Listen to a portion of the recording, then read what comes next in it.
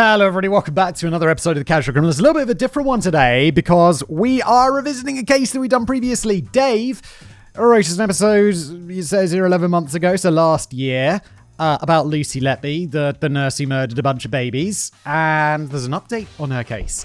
If I'm not mistaken, spoiler alert here, she gets in a lot more trouble. I mean, she's already in prison forever, but now they're like, you're in prison forever. But Dave was like, do you want to update on it? And I was like, sure, why not? Yeah, I'd love to revisit that absolute misery. Thanks, Dave. And Dave wrote it all this weekend in order for me to be able to record it on Monday morning. Here we are. Let's jump in, shall we? If you're new here, for one of the show, Dave has written me an episode. I've never read it before. Let's go. About 11 months ago, following the most stressful but well-paid weekend of my working life, I emailed Simon a script called Lucy Letby, the serial killer nurse. This script, the second most psychologically disturbing video I've ever worked on, coming in just behind the Dunblane and Hungerford shootings. Oh, this channel is just a bundle of joy, isn't it? Told the story of Lucy Letby, a seemingly ordinary, hard-working NHS nurse. Or at least that's how she appeared to almost everybody who knew her. However, as those of you who watched the video may remember, we were not far into the script before Letby's carefully crafted public persona began to slip, and we caught glimpses of the personification of pure evil that lurked underneath. Following a lengthy investigation, it transpired that this young nurse who worked in the neonatal ward at the Countess of Chester Hospital was responsible for the murder of 7 premature babies and the attempted murder of 7 more. For her crimes, which we'll recap very briefly in a short while, she received 14 life sentences. So why am I starting a new script with this piece of human excrement in the title? Why would I, someone whose child was born in that hospital, oh my god, I forgot about that at the same time she was working there. Oh my god, I totally forgot about that. Chose to once again dredge up that peculiar sense of survivor's guilt that I have only recently completely buried. Well, it turns out that although Letby will absolutely never leave prison alive, a fact that the presiding judge made abundantly clear in his closing remarks, there is, in fact, more to the story. Yeah, but she's never leaving prison. She is never... Do we have pardons in the UK? Can you be pardoned? I get it. The Queen should be able... Parliament can for sure, because Parliament's power is unlimited. So I guess, yeah, we do have pardons, technically. Maybe the Queen can even... Well, she's dead now, so no. But the King, I guess, maybe could probably pardon you. He is the King, after all. I am the law. While I could have passed this script on to one of our resident casual criminalist writers whose talents are far better suited to this kind of thing than my own, I feel that were I to do this, it would somehow be disrespectful to the families of those involved in this second chapter of the story. With all that said, let's take a brief look at Letby's original story, some of the flimsy controversy that was drummed up online after her conviction, how her stay in prison has been so far, and exactly how it was that she had received a 15th life sentence. Yeah, I had people email me, people being like, oh, Simon, maybe she's not actually guilty of this and this and this. And then I looked it up and I'm like, why are you defending this woman? This is insane. You're bordering on conspiracy theory there, my dude. Stop. Previously on Lucy Letby, the serial killer nurse. It's just chilling. Where's Detective Ted? Don't write down your crimes. Oh, I don't want to know. I don't want to know, Dave. Off. If this was in America, I'd be like, strap her to the chair, strap her to the chair. Oh, I don't know, Dave. I don't know if I can sit through even one of these. She's a fucked up person. And it's one of the worst ever. She's not an evil genius. She is deceptive. And that is exactly why we need to have something impartial. Something that isn't fooled by people who can wear a mask. As you might imagine, the story of Letby's crimes is harrowing in the extreme. Should you wish to take a deep dive into it, I highly recommend watching the original video, which, depending on whether or not Simon remembers to do so, may be linked in the description. Oh, Dave, you overestimate the amount of stuff that I do for this channel. I'm not making the descriptions, so it's probably not there. But you can search it. If you search Lucy Letby, Whistle Boy, Fact Boy, Cash Crim, you're going to find it. You might not actually with any of those things, so just search Lucy Letby Casual Criminalist like a sensible person. While I have no wish to revisit the story in detail, and I would bet Simon feels similarly, I will provide a few paragraphs for anyone who's not entirely familiar with the story. I mean, yes, but also I know what I'm getting into when I sit down to record this show. I know what I'm getting into when I give Dave the go-ahead on writing this script. So I know what I'm getting myself into. Born in Hereford during the 1990s, Letby left school with enough qualifications to pursue her dream of becoming a nurse. After studying nursing at university, she moved to the city of Chester and studied for a further 3 years to become a specialist children's nurse.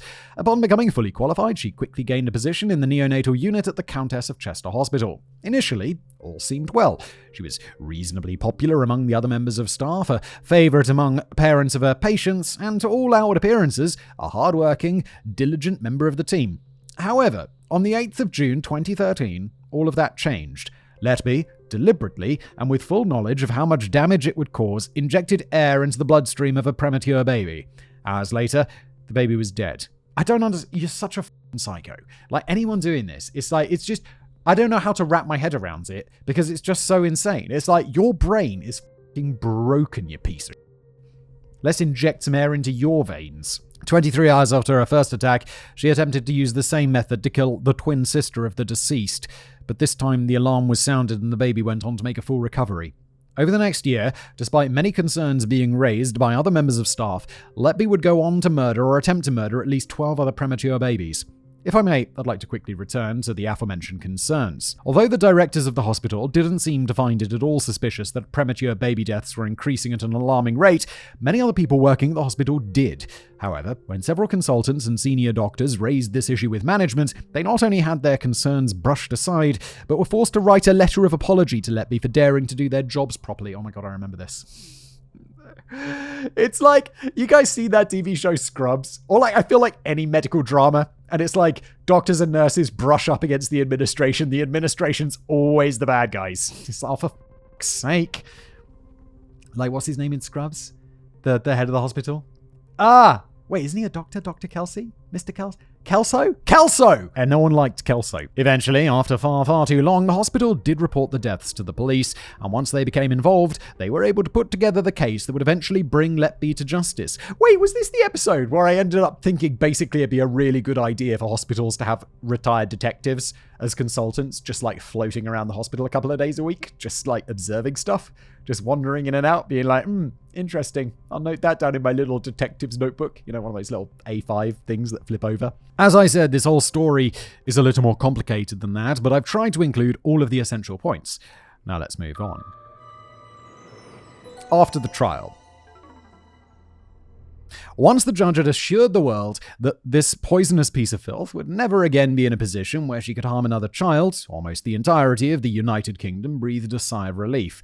I mean, yes, but it's also like, oh god, they went on detecting for so long. How many other psychos are there out there? It doesn't bring me relief. It just makes me think, oh my god, we're terrible at finding out about this and we should have to retire detectives in hospitals. I know there's definitely something wrong with that idea. But we need to stop this Like, Harold Shipman as well. He's like one of the most prolific serial killers ever. Come on, UK. Let's not have doctors and nurses murdering people. Finally, after years of public exposure and press hounding, distraught families had some closure and could attempt to go about the rest of their lives in relative peace, and the police could congratulate themselves on a job well done, and in an exceptional move by the UK legal system, an appropriate sentence had been handed down. But not everyone was convinced, and they still aren't. And there still are those who believe the whole trial was a sham. According to these individuals, Letby had undergone one of the most egregious examples of trial by media. Oh yes, this is what the people were emailing me about. It was all about, oh, she was portrayed like this, she was portrayed like that. And it's like, I remember the evidence in that original piece being pretty exacting. The prosecution had relied on flawed or fabricated evidence, and there was no way that this wonderful human being was guilty of the crimes for which she had been convicted. These people got pretty personal about it as well. A quick read through the comments on the previous video will find instances of both Simon's and my own research skills and integrity being called into question, and I received at least 2 private correspondence in which I was accused of being both paid to write a pro-legal system piece and concealing the fact that I had previously been involved with the Countess of Chester Hospital, even though my entire introduction was based around how my child had been born there. Yeah, like, what the f*** are you talking about? Yo, yeah, you what? That's not a relationship with a hospital. That's not bias. And yeah, I paid Dave to write this. I didn't pay him to be biased. That's insane. Why would I? Why? What's my motivation? Why? Why? Now, I'm not really complaining. In this line of work, you constantly get from people who disagree with what you write. The only reason I mention it at all is to raise the point that if people were prepared to come after us for making a video on the topic, imagine what the families who testified against Letby must have gone through.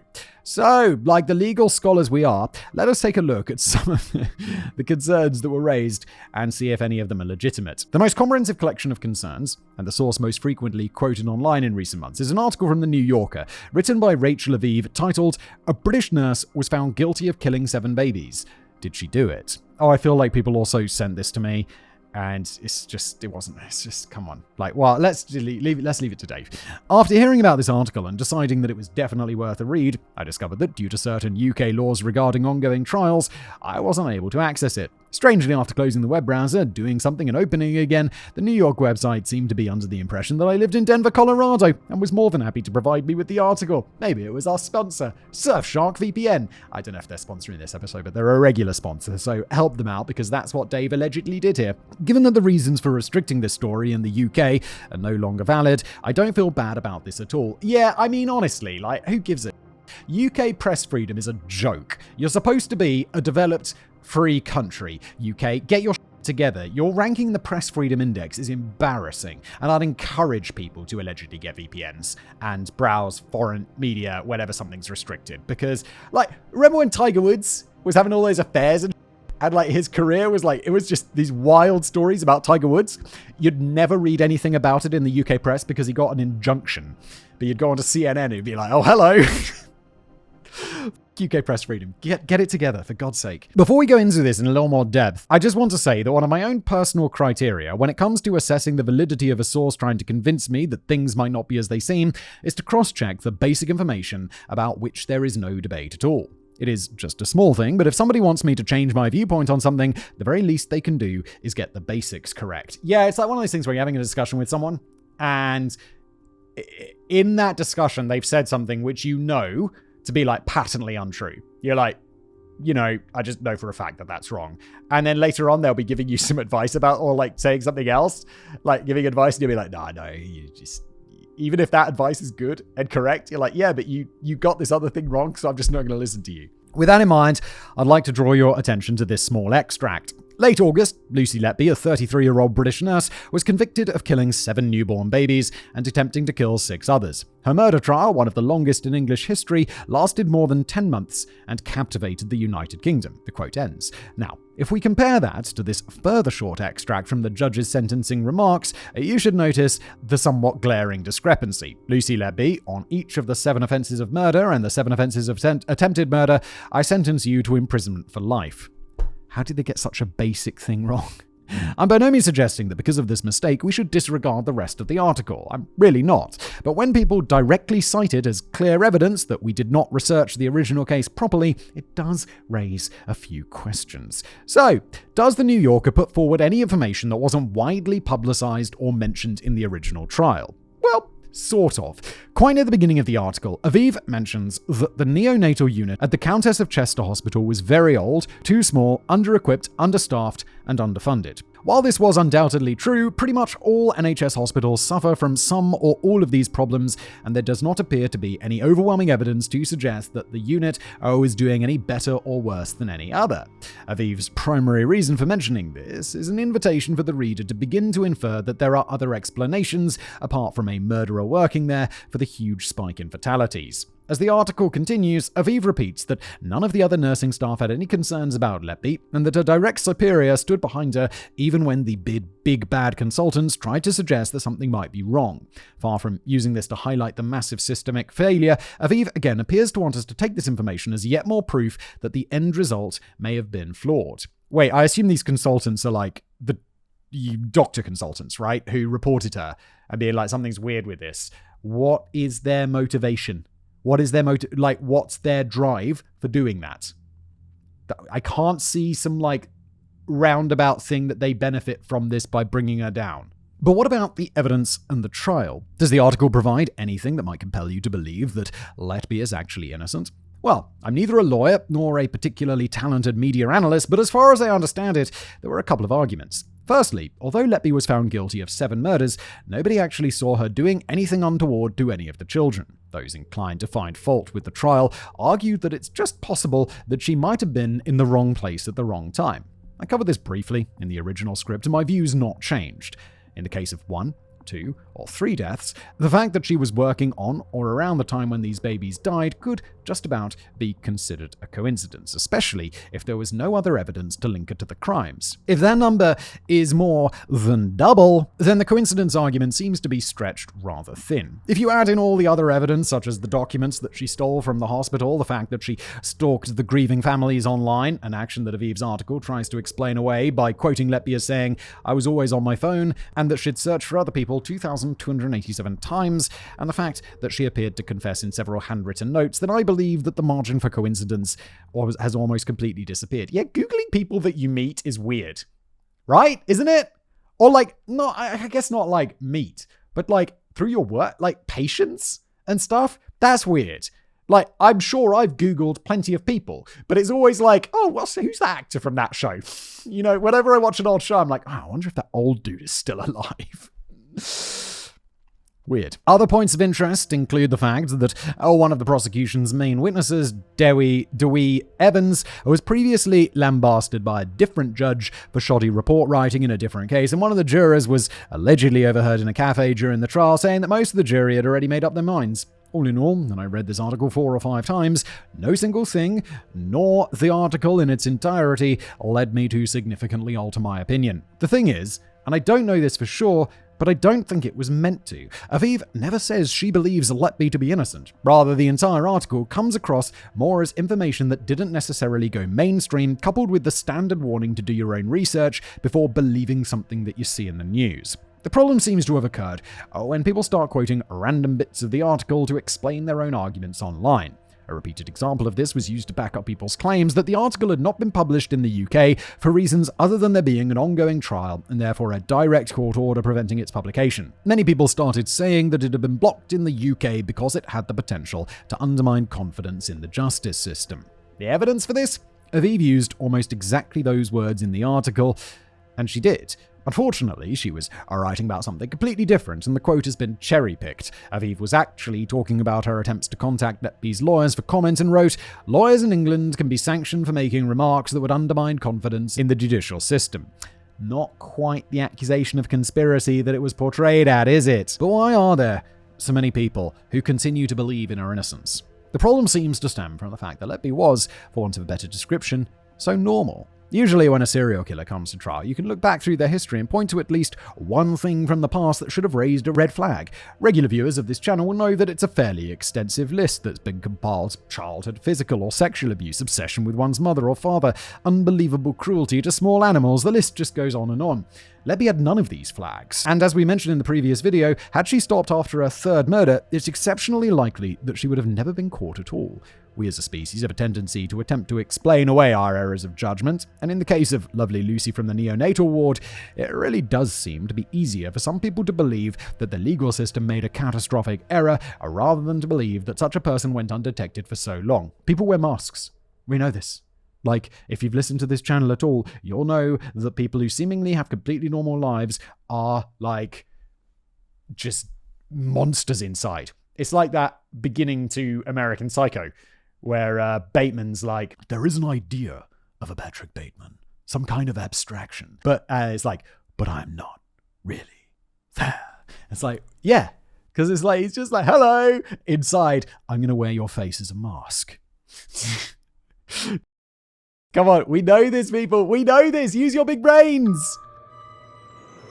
Appeal, retrial, and conviction.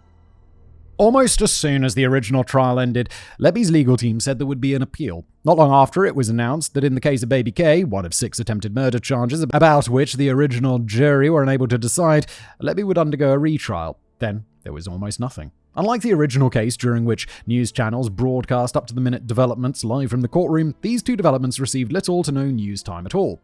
As we'd discover later, there was a very good reason for this. With regards to the retrial, the Crown Prosecution Service issued the following statement, quoting here, "We have sought a retrial on 1 count of attempted murder against Lucy Letby. There should be no reporting, commentary, or sharing of information online which could in any way prejudice these proceedings." Whilst the logic behind this decision is sound, it does mean that there's far less information on actual proceedings than there was last time.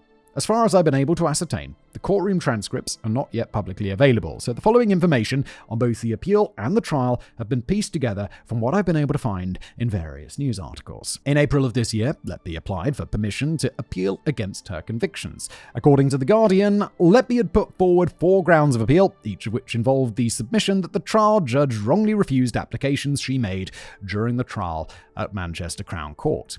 As I said before, details have not yet been released, but it seems to have been generally accepted that at least one of these refusals involved a request that the star witness we mentioned earlier, Dewi Evans, be prevented from providing further testimony. An article from the BBC also claims that the defence questioned the diagnosis that several of Letby's victims had died from air embolism. Whatever the other grounds for the appeal were, they were deemed to be invalid. On the 24th of May 2024, Judge Victoria Sharp, the president of the King's Bench Division, said, "This court, having heard that application, has decided to refuse leave to appeal on all grounds and refuse all associated applications." This appears to be the end of the line for the appeals process, although the judge said that further appeals would be considered should they arise, but Letby and her team would have to come up with some pretty devastating evidence, though. Considering that the last appeal seems to have been based on legal technicalities rather than evidence of her innocence, this seems unlikely. But what about the retrial? This trial, which took place throughout June of this year, saw Letby accused of attempting to murder baby Kay by repeatedly interfering with the breathing tube. Again, details are more scarce than in the last trial, but the following extract from an article written by an attending independent journalist gives us a good idea of what happened. The baby, born at 25 weeks gestation and weighing just 692 grams, was said by the prosecution to be the epitome of fragility. But about 90 minutes after birth, Letby deliberately dislodged the baby's breathing tube through which she was being ventilated with air and oxygen. Letby told the court that she did not recall being in the nursery at any time during the shift on the day it happened, but the prosecution said she was caught in the act of dislodging the baby girl's breathing tube by consultant pediatrician Dr. Ravi Jayaram, before later interfering with replacement tubes for the newborn on 2 more occasions in a bid to cover her tracks. Dr. Jayaram told jurors he saw no evidence that she had done anything to help the deteriorating baby as he walked in and saw her standing next to the infant's incubator. He said he heard no call for help from Letby or alarm sounding as child K's blood oxygen levels suddenly dropped. The quote ends. Dr. Jayaram quickly took over and was able to stabilize the baby's breathing, and she was transferred to another hospital shortly afterward. Bro, what is going? No, why? Let's investigate. Sadly, she would deteriorate again and would pass away due to unrelated issues. Once again, Letby's defense was unable to convince a jury that there was reasonable doubt, and she was found guilty on a further count of attempted murder. During sentencing, and I'm aware that this script contains a lot of quotes, but I believe this one is especially important, the judge made the following remarks, quoting again. Although whole-life sentences of imprisonment are reserved for wholly exceptional cases, for the reasons I gave when sentencing you last August, I was satisfied that such sentences were appropriate in your case. Baby K was another of your victims in what was a campaign of murders spanning almost 13 months. She was exceptionally vulnerable and in a place where others were striving to provide her with dedicated medical and nursing care. You betrayed the trust of baby K, her parents, and all those working at the hospital. You caused her physical suffering and added psychological suffering to her family. During the course of this trial, as you did in the last trial, you have coldly denied any responsibility for any of your wrongdoing and sought to attribute fault to others. You have no remorse. There are no mitigating factors. In their totality, the offences of murder and attempted murder were of exceptionally high seriousness, and just punishment, according to law, requires a whole life order. He would then, as he had done less than a year previously, inform Letby that she would spend the remainder of her life in prison. Before we end for today, I'd just like to take a brief look at exactly what that life in prison has been like so far. When I was looking back through my notes for the previous script, I found a message that I sent to Simon expressing my belief that although she'd been granted many whole life sentences, that life may be considerably shorter than one might naturally expect. So far, though, she seems to have remained relatively unscathed. Oh no! There have been several reports online claiming that she was hospitalized after various attacks, but these later proved to be untrue. As for her living conditions, according to an article from the Daily Record, they could almost be described as palatial, especially considering her crimes. Wait, what? Personally, I would, if she was lucky, provide her with the bare minimum required in order to keep her alive. Alas, her stay at HMP Bronzefield has been described thusly, quoting again. Letby seems happy as Larry. She is in a nice cell, and on her own. The facilities at Bronzefield are much nicer than most jails because it's privately run. She is with prisoners who have earned more rights to watch TV, spend their cash, and have visits. Letby's case has once again sparked much debate online as to whether or not the UK should be bringing back the death penalty. I mean, as much as I like it, I don't think we should. It's bringing it back is really intense. Whilst I'm generally not in favor of this, if I were to change my mind, it may well be her who persuaded me to do so. Yeah, and that's where our Letby update ends. If you like this is obviously a new format. If you'd like us to do follow-ups on things we've done previously, just let me know, and we absolutely can do this again. Thank you for watching.